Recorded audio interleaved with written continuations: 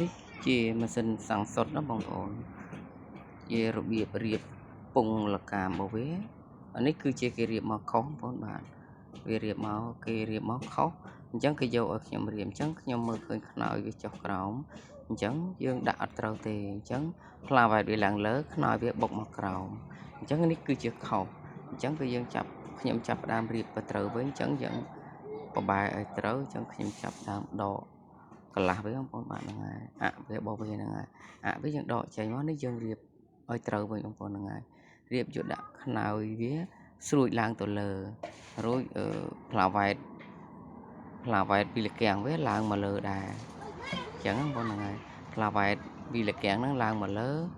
រួចនឹងខ្នើយហ្នឹងបែរឡើងទៅលើអាខ្នើយខាងស្រួចហ្នឹងឡើងទៅលើបងប្អូនហ្នឹងហើយរួចក៏យើងដាក់កន្លះវាមក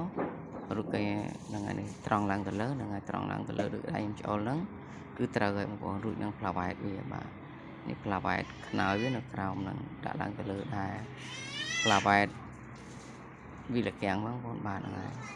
អញ្ចឹងខ្ញុំចាប់ដាក់ជើងទេបងប្អូនហ្នឹងហើយដាក់ជើងទេឲ្យវាមកបាទដាក់តាមតាណើអញ្ចឹងមកបាទឲ្យទៅត្រង់ឡើងលើគឺត្រូវបងប្អូននេះផ្លាវ៉ែត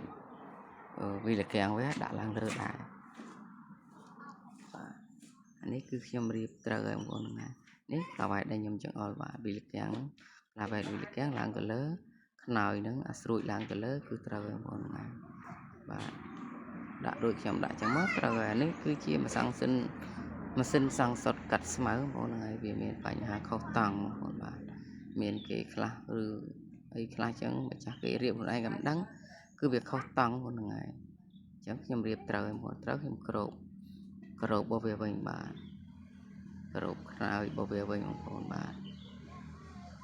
ហ្នឹងហើយអញ្ចឹងវីដេអូខ្ញុំមានតែប៉ុណ្្នឹងអរគុណ